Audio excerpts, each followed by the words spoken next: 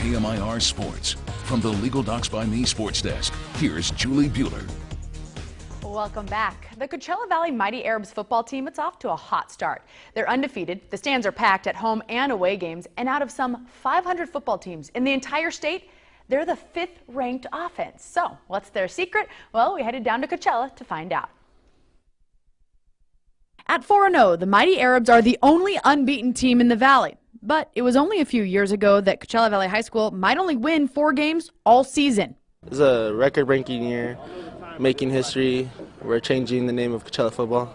When head coach Brett Davis took over as the Arabs' lead man, he installed an offensive system called the run and shoot, developed by a football innovator, Mouse Davis. The run and shoot was created to offer smaller football players a chance to excel with quickness and elusiveness. Basically, the opposite of traditional smash-mouth football. It's a system Davis knew would work for the Arabs. I've had the great pleasure of meeting Mouse Davis multiple times, the godfather of the run and shoot. When you listen to him, he'll convince you real fast. But a lot of other guys have played in it and just been big believers, and other guys have run it around the country. We're kind of a tight-knit group. But while run and shoot disciples are a tight-knit group, it took Davis some years before everyone was ready to embrace his offense. First year he was here, everybody, I remember they were doubting him, saying that he wouldn't be able to change the name of Coachella football, and from now, seeing that all that he's done, it's really impressive. Being a part of this offense for 3 years, it taught me, to trust it, and the more I trust it, points go up in the game and stats go up for me. All right, let's talk about those stats. Denise is the 13th ranked passer in the state and has thrown for nearly 1,300 yards and 12 touchdowns.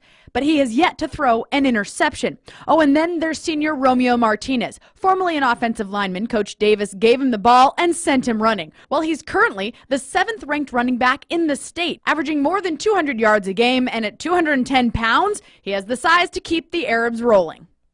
And while Coach Davis credits his system for his team's success, he also says this is the hardest working group of kids he's ever coached. The Arabs are on the road at Rubidoux Friday. Meanwhile, the Dodgers, well, they've been at home for a series against the Giants. And the first 2 games, let's just call them eventful. Monday, it was the heavyweights on the mound, Clayton Kershaw and Madison Bumgarner. And while the Dodgers won that game 2-1, the headlines were about Puig and Madison Bumgarner getting into a schoolyard scuffle. Mad Bum can be seen saying, quote, "Don't look at me." And apparently them's the fighting words. So the next day was schoolyard maturity. The Dodgers made t-shirts with the creative slogan and wore them before Game 2.